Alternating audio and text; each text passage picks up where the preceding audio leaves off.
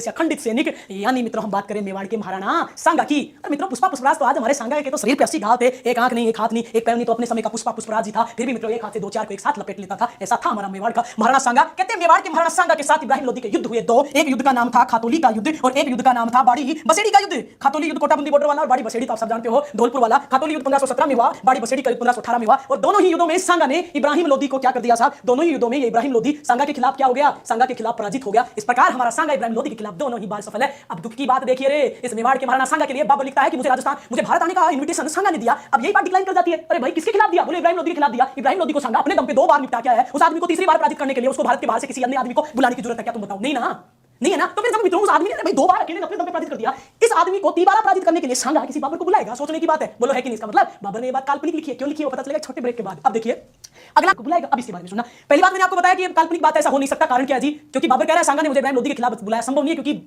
सांगा अपने दम पे इब्राहिम लोदी को एक नहीं बल्कि 2 बार पराजित कर चुका है। बोलो कर चुका है कि नहीं। दूसरी बात और सुनिए, दूसरी बात मित्रों, सांगा जैसे महान व्यक्ति के चरित्र पर इस प्रकार का प्रशंसा लगाना भी अपने आप में कलंकित लगता है कि वो कुछ भी कर सकता है पर वो इतनी निम्न हरकत कभी नहीं कर सकता। ये भी कारण है। अब बोलो मैम कोर्ट होता है वो सबूत और गवाह मांगता है, सबूत बताओ इस बात का। तो सबूत सुनो आप मेरी बात। बाबर ने लिखा कि मुझे सांगा ने बुलाया और ये बात लिखने वाला एकमात्र इतिहासकार मित्रों बाबर ही है। अगर सांगा बाबर को बुलाता तो आज दिन तक भी, जब तक इस्लामिक इतिहासकार इतिहास लिखते, हर बार सांगा के नाम को बुलाया जाता। बोलो बुलाया जाता कि नहीं। पर यह बात लिखने वाला ओनली एक इतिहासकार बाबर है। इसे पता चलता है कि ऐसा हो नहीं सकता, सांगा ने नहीं बुलाया होगा, नहीं तो जरूर लिखते लोग।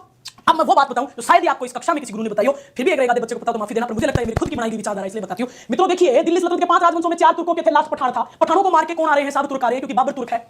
और आप सबको पता है खानवा के युद्ध में हसन खां मेवाती ने हमारे मेवाड़ के महाराणा सांगा का साथ दिया है। हल्दी घाटी के युद्ध में हाकिम कासूर ने महाराणा प्रताप का साथ दिया है। दोनों पठान थे और पठानों ने सदैव तुर्कों के खिलाफ राजपूतों का साथ दिया है। संभव है अगर पठानों के खिलाफ सांगा तुर्क बाबर को बुलाता तो मित्रों हसन खां मेवाती पठान सांगा का साथ कभी ना देता। बोलो ठीक बात है कि नहीं। क्योंकि सांगा पठान और तुर्कों की लड़ाई सांप नेवले जैसी है, एक को मार के दूसरा, दूसरे को मार के पहला। तो सदैव तुर्कों ने राजपूतों के ऊपर अपनी हुकूमत जारी करने की कोशिश करी और हर बार पठानों ने हमारा साथ दिया है। तो बोलो इसे क्लियर होता है कि नहीं, बोले क्लियर होता है कि नहीं है कि हाँ कि भाई हाकिम कासूर और हसन खां मेवाती जैसे लोग हमारा साथ दे रहे हैं, तो उसकी वजह क्या है साहब, उसकी वजह है कि पठान और तुर्कों की जानी दुश्मनी आपस में भयंकर उनके मध्य विवाद है। अदरवाइज तो मित्रों कभी भी अगर एक पठान के खिलाफ सांगा तुर्क को इनवाइट करेगा तो दूसरा पठान सांगा का साथ देगा क्या, बताओ। नहीं ना। हाँ अच्छा अब देखो तो ये बात क्लियर हुई कि नहीं। तो देखिए तो ये याद रखना कि बाबर ने 3 लोगों के नाम लिए और ये तीनों लोग हमारे सामने